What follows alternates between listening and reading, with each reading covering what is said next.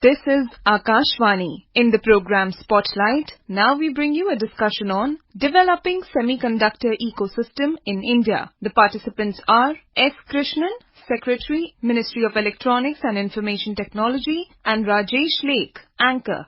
As the world increasingly relies on advanced electronics, the importance of semiconductors cannot be overstated. These tiny chips power everything from smartphones and laptops to automobiles and advanced medical devices, making them the backbone of the digital era.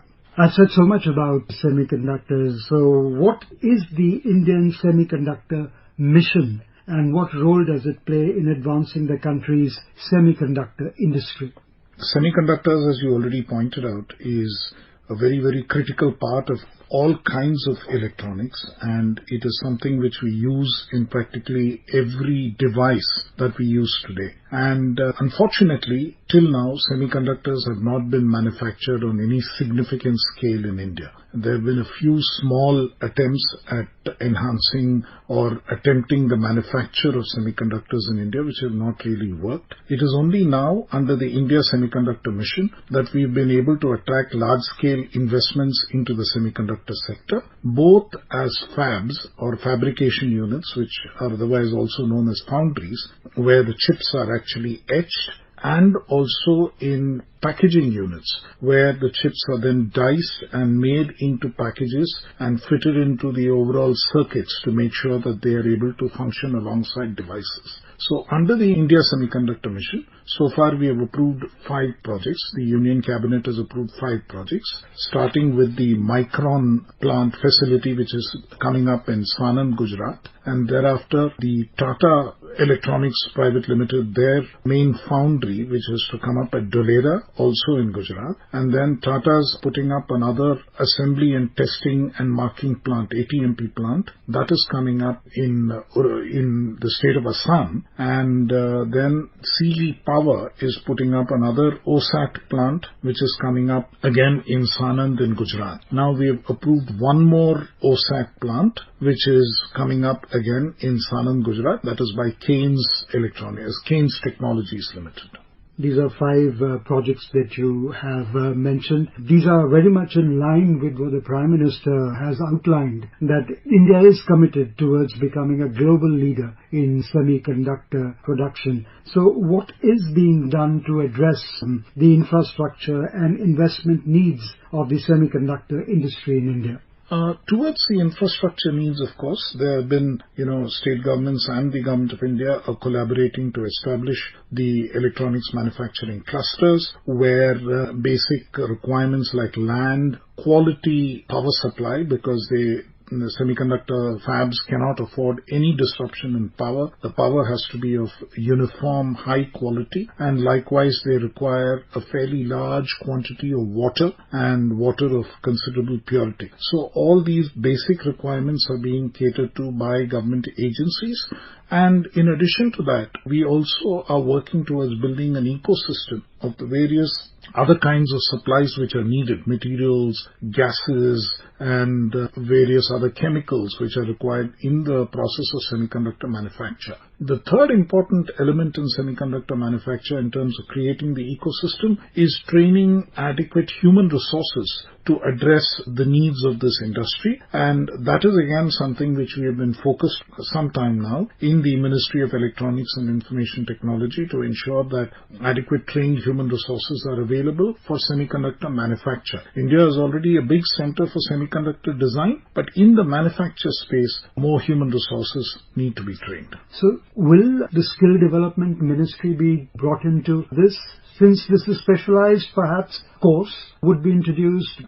We have programs and courses both in all 3 ministries. MeitY does certain programs and courses. The Ministry of Higher Education, the Ministry of Education through the Department of Higher Education, through various IITs, the Indian Institute of Science, NITs and other institutions also offers courses covering this area. Likewise, many other engineering colleges functioning under the AICTE offer such courses. In addition, the Electronic Sector Skill Council under the Ministry of Skill Development and Entrepreneurship is also providing training. So it is a multi-pronged effort by multiple ministries. Last year we witnessed a lot of shortage when it comes to the chips, and a lot of industries like automobiles and mobile, etc., faced some problem. So what collaboration are we expected to have between the government and private companies that will foster to boost semiconductor manufacturing? You're right. In the pandemic period and the period immediately after the pandemic, there was a shortage of chips, and which actually prevented production of motor cars and various other electronic devices. That is when I think world over there was a feeling that we need to focus much more on building resilient supply chains for electronics and specifically for semiconductors. And that is when again India's program in the semiconductor space became much more appealing to many of the private companies across the world. The 5 companies which are already identified to establish the facilities in India are all private sector companies. Some of them are international companies as well, or they have international collaborations. In addition, we are also collaborating with other countries in the world to help us build the resilient global supply chain for semiconductors. So these collaborations that you're talking about between the private sector and industries and countries, what are the growth prospects for semiconductor-related startups in India? What role will they play? The main role that startups will play in India in the semiconductor space is primarily in the design component. We have a specific program which is aimed at design of semiconductors. It is called the Design Linked Incentive Scheme. In addition, there is also a Chips to Startup program. Both these programs are implemented by the Ministry of Electronics and Information Technology, and many startups have benefited from that program. Likewise, this program is run through more than 100 educational institutions, higher educational institutions, to support them with the relevant tools, EDA tools they are known as, to make those available free of cost to all of them. Plus, there is financing support as well. We have earlier had the Semiconductor Laboratory in Mohali, which is a government-owned enterprise.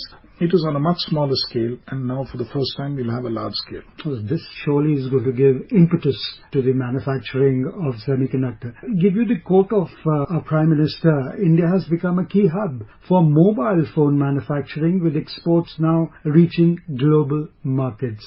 Now, for that to happen, chips are extremely important. And the Prime Minister has also said that the potential of fulfilling the dream of developing made in India chip for every equipment is there now. तो एक जमाना था हम mobile phone import करते थे. आज mobile phone manufacturing का ecosystem बना है, एक बहुत बड़ा हब बना है, और आज मोबाइल फोन दुनिया में एक्सपोर्ट करने लगे हैं. ये भारत की ताकत है. साथियों, भविष्य के साथ सेमीकंडक्टर जुड़ा हुआ है, आधुनिक टेक्नोलॉजी जुड़ी है, एआई जुड़ा हुआ है. हमने सेमीकंडक्टर मिशन पर काम शुरू किया. हर उपकरण में मेड इन इंडिया चिप क्यों न हो, क्यों ये सपना मेरे देश का नौजवान देखे. टैलेंट यहाँ है. सारे इस प्रकार के रिसर्च काम हिंदुस्तान में होते हैं, तो प्रोडक्शन भी हिंदुस्तान में होगा, सेमीकंडक्टर का काम भी हिंदुस्तान में होगा.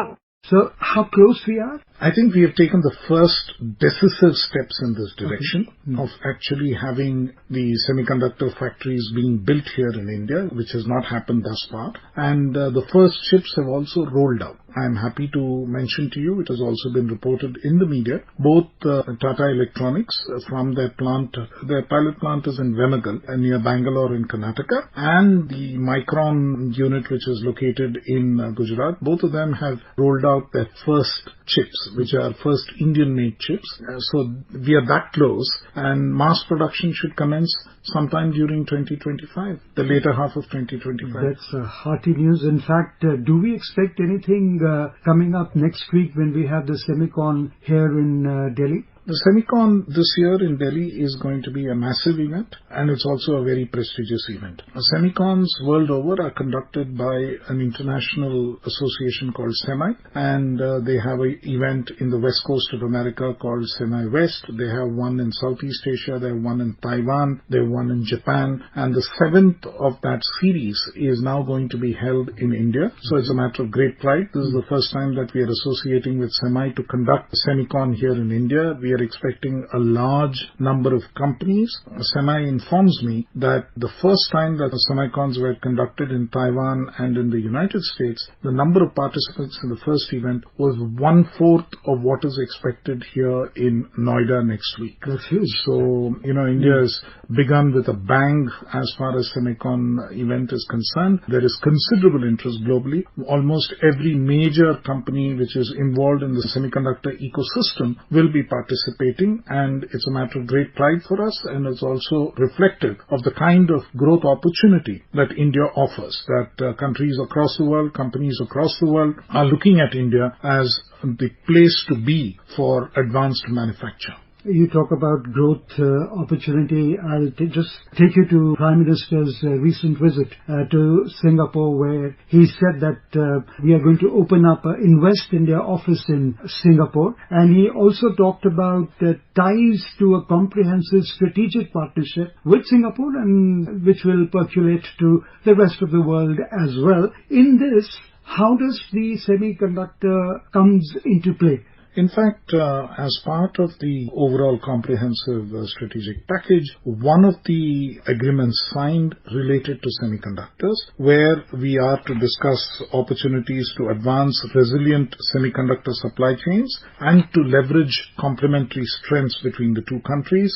So we will exchange best practices for growth of the global semiconductor industry. We look at R&D collaboration in the area of semiconductors. We look at ways in which Singapore and India-based companies can collaborate in mutually beneficial semiconductor-related business opportunities. And we'll also see how to build on strengths which either country can have in fabs, in packaging, in design, in equipment, specialty chemicals and gases, and semiconductor-grade materials. And the final thing is, both in terms of building industrial parks which are suitable for semiconductor development and for workforce development, there is going to be considerable collaboration. So all these are very critical areas where we intend to collaborate with Singapore. How is India focusing on the R&D to foster innovation in the semiconductor industry? And how are the emerging technologies like the AI, IoT and 5G influencing the semiconductor industry in India? See, I think R&D is being extensively supported by the Ministry of Electronics and Information Technology and also by some other ministries, including the Department of Telecom, Department of Science and Technology and so on, especially in the semiconductor space. Across the Indian Institute of Science in Bengaluru and about 6 IITs, we have set up nanoscience centers where clean rooms have been established to train people in actual design and production at the academic scale, at a lab scale of semiconductor chips, and these facilities are now becoming the centers where we can train a large number of people who are needed at every stage of the semiconductor production. And these institutions which have been in existence and the facilities there which have been in existence now for nearly a decade have been the places where we've incubated a number of startups and in addition the entire design workforce for India. My last question to you, how does semiconductor industry compare with that of other leading countries like Taiwan, South Korea, the USA? Where do we stand? I think we have made, as I said, a decisive beginning, which we had not done all this while. All the countries that you have named are probably the leading countries in the semiconductor industry. And, of course, the United States was the pioneer, and Taiwan is the largest manufacturer of semiconductor chips. Most of the fabs are located there. They're either in Taiwan itself or they're built by Taiwanese companies elsewhere in the world. And Korea is another big semiconductor manufacturing country with some very large companies with semiconductor manufacturing capacity. Those are mature players in the semiconductor space. We are a new entrant to that field. We have a long way to catch up, but I think with the decisive step that we have taken, India is going to be the new rising power in the semiconductor space. On that note, Mr. Krishnan, we would wind up today's discussion. Thank you so much for being with us here in Akashvani. Thank you very much.